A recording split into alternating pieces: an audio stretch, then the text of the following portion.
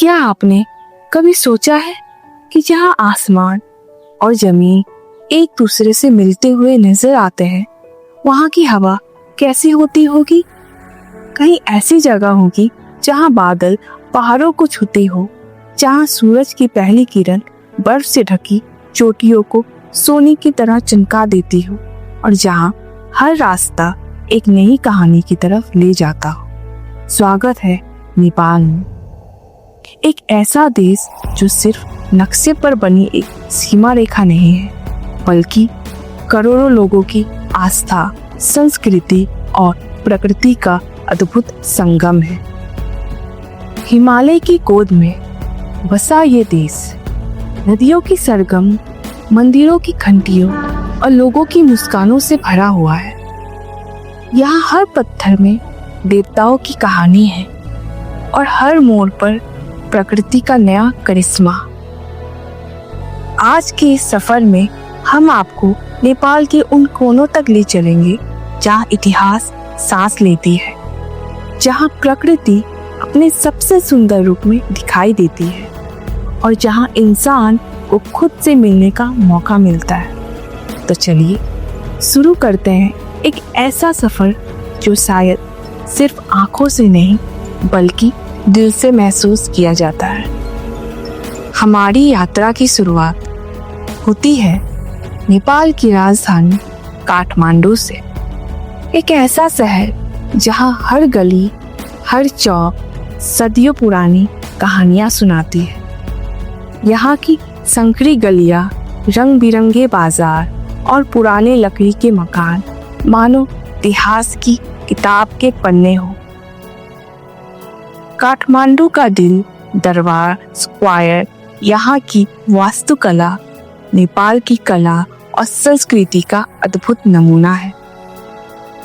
लकड़ी की नक्काशी, पगोडा शैली के मंदिर और प्राचीन महल, सब कुछ एक साथ मिलकर एक अनोखा दृश्य बनाता है।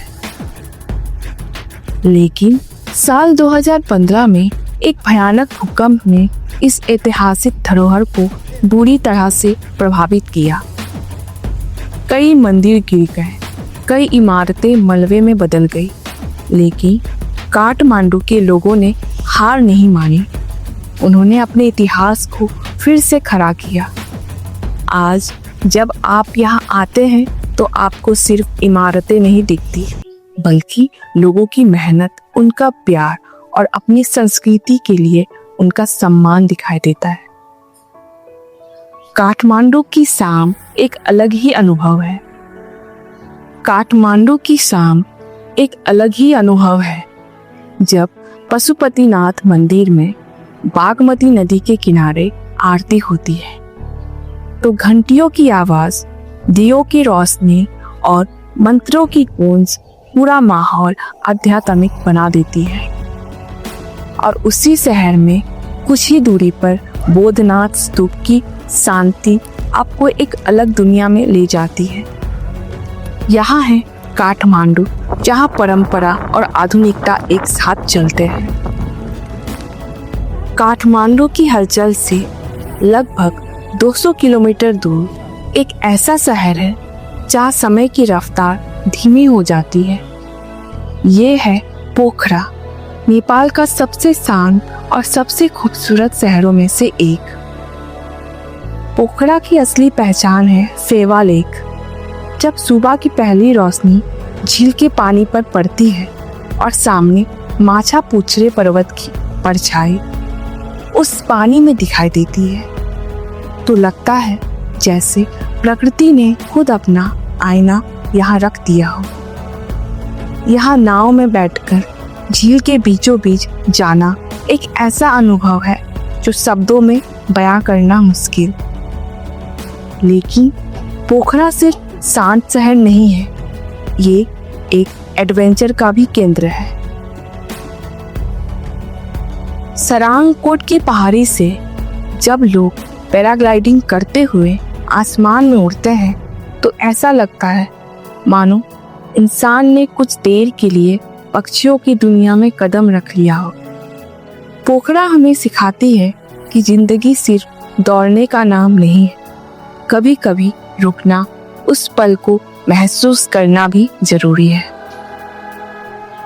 अब हमारा सफर हमें ले जाता है दुनिया की सबसे ऊंची चोटियों के पास, हिमालय। ये सिर्फ पहाड़ नहीं, ये इंसानी हौसले की परीक्षा है। यहाँ हवा पतली होती जाती है और हर कदम भारी, लेकिन जो लोग इन रास्तों पर चलते हैं उनके दिल में एक सपना होता है, दुनिया की सबसे ऊंची चोटी सागरमाथा, जिसे दुनिया माउंट एवरेस्ट के नाम से जानती है, जो 8,848 मीटर की ऊंचाई पर खड़ी है।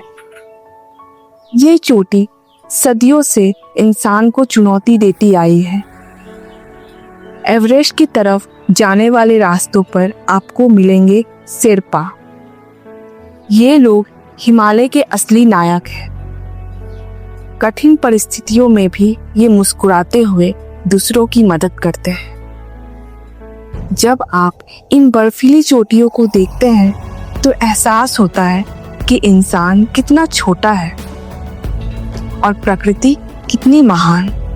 हिमालय हमें विनम्र होना सिखाती है। नेपाल सिर्फ एक यात्रा नहीं, ये एक एहसास है। यहाँ के लोग, उनकी सादगी और प्रकृति की भव्यता दिल पर एक अमिट छाप छोड़ती है। शायद हमारा ये सफर यही खत्म हो जाए, लेकिन नेपाल की यादें हमारे साथ हमेशा रहती है। कभी हिमालय की ऊंचाइयों में, कभी पोखरा की झीलों में और कभी काठमांडू की गलियों में नेपाल बार बार बुलाता है। और शायद हर यात्री के दिल में इस देश के लिए एक खास जगह बन जाती है। अगर आपको ये सफ़र पसंद आई हो तो हमारे चैनल को सब्सक्राइब करना ना भूलें। हमें पता है आप अगली यात्रा कहाँ करना चाहेंगे। मिलती हूँ नेक्स्ट वीडियो में, तब तक अपना ख्याल रखें। धन्यवाद।